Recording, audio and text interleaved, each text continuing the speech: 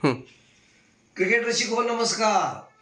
मी विवेक कुलकर्णी पुन्हा एकदा आपल्या क्रिकेट स्पेशल या खास कार्यक्रमात आपल्या समोर आज कंप्लीट डॉमिनेटिंग परफॉर्मन्स असं ज्याला म्हटलं जातं. आजचा हा भारतीय संघाचा कंप्लीट डॉमिनेटिंग परफॉर्मन्स होता. भारताने आपण विश्वविजेते का आहोत हे पुन्हा एकदा थाटात आणि रुबाबात सिद्ध केले. ऑस्ट्रेलियासारख्या बलाढ्य संघाला ऑस्ट्रेलियातच जाऊन हरवणं आणि T20च्या फॉर्मॅटमध्ये 48 धावांनी हरवणं हा फार मोठा विजय मिळतो. खरं तर आज जेव्हा भारतीय संघाने प्रथम फलंदाजीकडून 167 धावा केल्या तर वैयक्तिक परफॉर्मन्स फारसा कोणाचा नव्हता.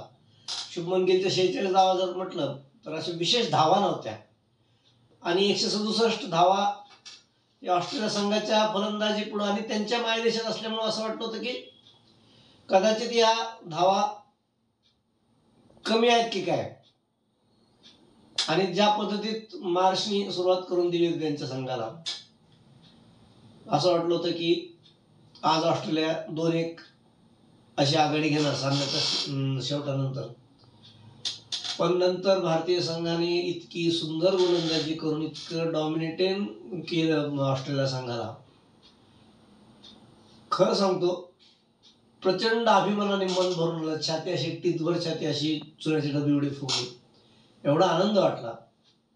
खरं तर हा संघ तसा तुलनेने नौकाच आहे. रोहित नाही, विराट नाही, रवींद्र जडेजा नाही.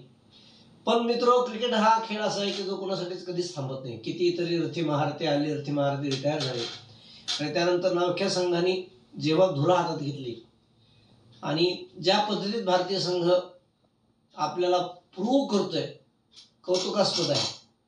आजच्या विजयाने एक तर सिद्ध झालं की आता भारतीय संघ ही मालिका हरणार नाही. म्हणजे गेल्या कित्येक मालिकेपासून जे भारतीय संघाचं विजयी सातत्य आहे ते या सिरीजमध्ये नक्कीच कंटिन्यू राहणार. भारत जिंकेल की मालिका बरोबर तो प्रश्न आलेला. पण आज 48 धावाचा हा जो विजय आहे T20च्या फॉर्मॅटमधला हा विजय प्रचंड मोठा मानला जातो आणि मानायलाच हवा. मला अक्षर पटेलचं विशेष कौतुक वाटतं. तो सामनावीर ठरला. मला वाशिम सुंदरचं खास कौतुक करायचं वाटतं. हर्षदीप सिंगवर पुन्हा पुन्हा पुन्हा पुन्हा तेच बोललं जातं. मित्र इतकी सुंदर गोलंदाजी करूनही त्याला सतत टीमच्या बाहेर का केलं जातं ते समजत नाही. पण एकंदरीतच गोलंदाजीतला अत्यंत सुंदर परफॉर्मन्स आजच्या हा सामन्यात होता आणि भारतीय संघाने थाटात विजय मिळवत ही मालिका 2-1 अशी विजय आघाडी घेतली आहे.